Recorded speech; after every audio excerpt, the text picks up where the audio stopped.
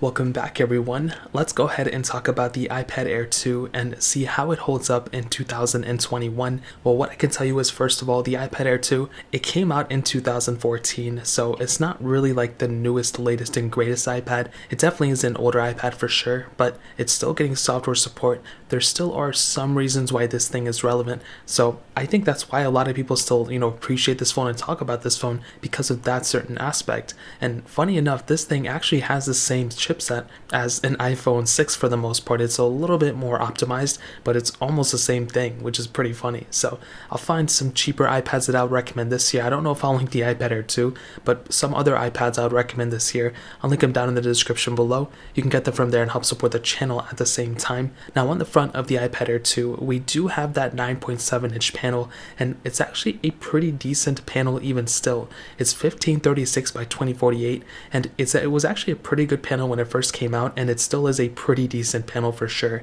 It definitely has a little bit of bezel over it. You have the home button on the front, the front camera as well, but I think this is a pretty timeless design. It does have Touch ID, which it looks like Apple is bringing back, thank God, but for sure when it comes down to an iPad, it really doesn't look super old. As stated before, with some other iPads that have came out this year and some other years recently, it still has kind of the same design, the home button and all that stuff, so it's not really outdated, but it is a little bit dated. Not a crazy amount though. On the bottom, the lightning port, you have a headphone jack on this iPad as well, which I'm pretty sure all the other iPads have headphone jacks as well. And on the back, you have the aluminum back, which I've always stated, it was definitely one of my favorite things about this iPad, is the feeling of it in the hand. It still feels extremely premium, and it really doesn't feel any more cheaper than something like the iPad 8th generation. It doesn't feel any cheaper than even sometimes maybe even like my iPad Pro. Of course, that thing is a little bit more expensive and it has a way better design, and I like that one a lot more, but they kind of feel like the same thing a little bit, if you guys kind of know what I mean. So it definitely, when it comes down to the premiumness feeling of the iPad Air 2,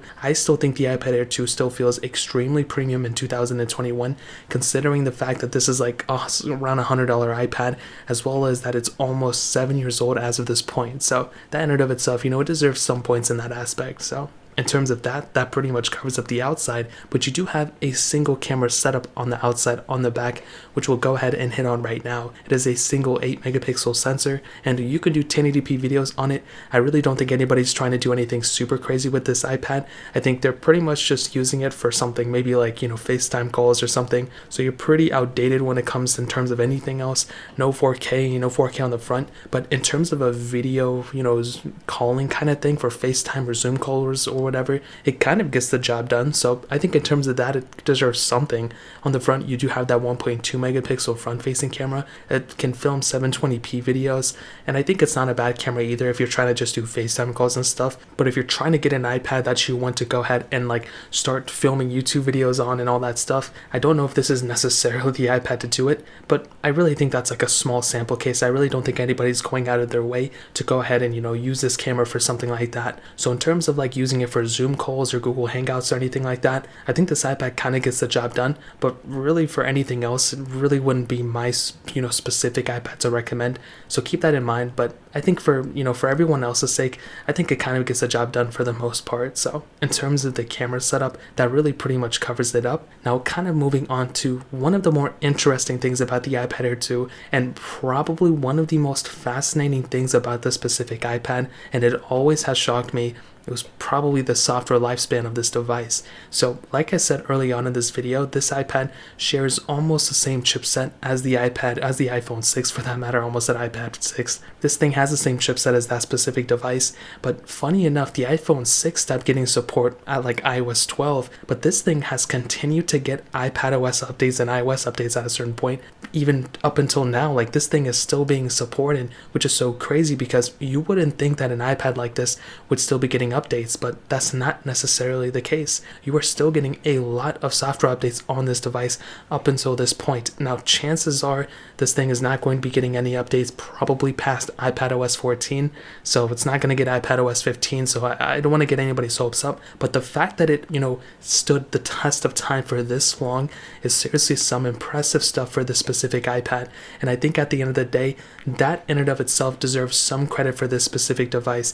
I think the fact that this thing was able to withstand the test of time for that long is seriously so impressive. And I think, if this device deserves any credit, it definitely has to come down in the sense of just the software updates. This thing lasted an extremely long time. And funny enough, I think another huge asset of this specific device is probably the battery life and the battery size. This thing had a 7,340 milliamp hour battery, which is actually a really good size for this type of iPad. I mean, that's a massive size battery. This thing wasn't a crazy great performing iPad anymore.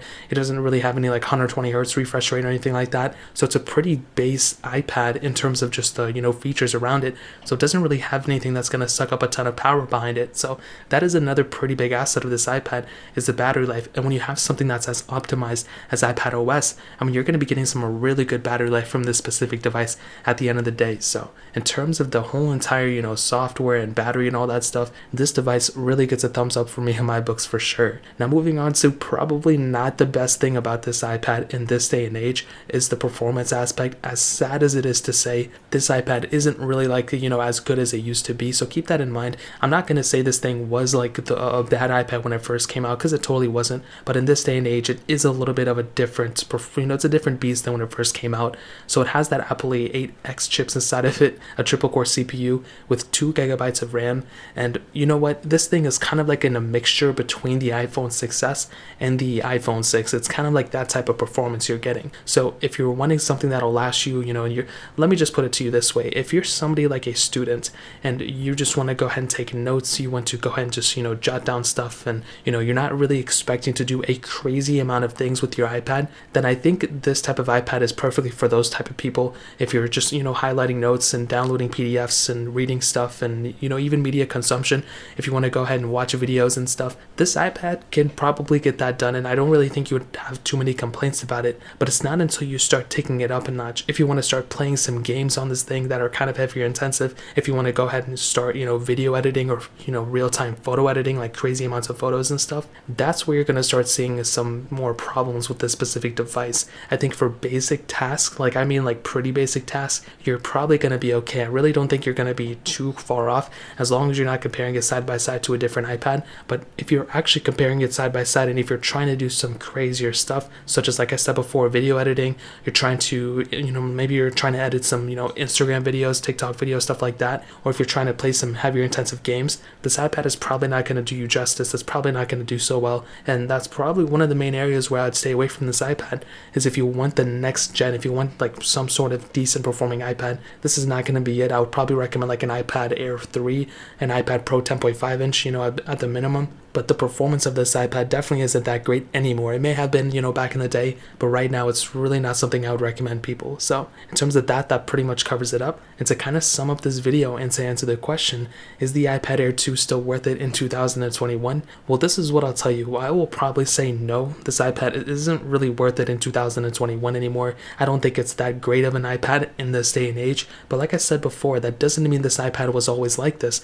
When this iPad first came out in 2014, I'm sure it was a pretty good iPad. I'm sure like people had a lot of hype about it, and I think rightfully so. This thing was the next gen of the iPad Air, and I really like the iPad Air lineup. Even now with the iPad Air 4, I think it's a pretty killer device. But as stated several times, as I already have, you really want something that's going to stand the test of time. You don't want to get an iPad right now that's already going to be outdated. With the iPad Air 2, even though it's still getting software updates and everything, you are pretty much outdated. You are only going to be lasting as long as the software, and even then it might get a little software security update here and there, but for the most part you're going to be outdated. You're not going to be getting any crazy new features with an iPad OS 15 or 16 or something like that, so you're already outdated in that sense. It's not really that great of a performing iPad, and really the main pros about this thing are the software updates that it's had in the past, the longevity of it right now, maybe the battery life as well, and also the premiumness of it. It still feels like a pretty good iPad. But other than that, I would probably recommend everyone to kind of go up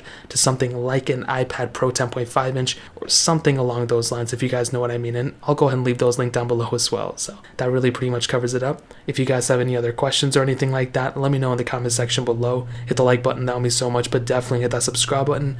Every single subscriber that we get really does count, so it means so much if you guys can hit that. Also check out the other links down in the description as well.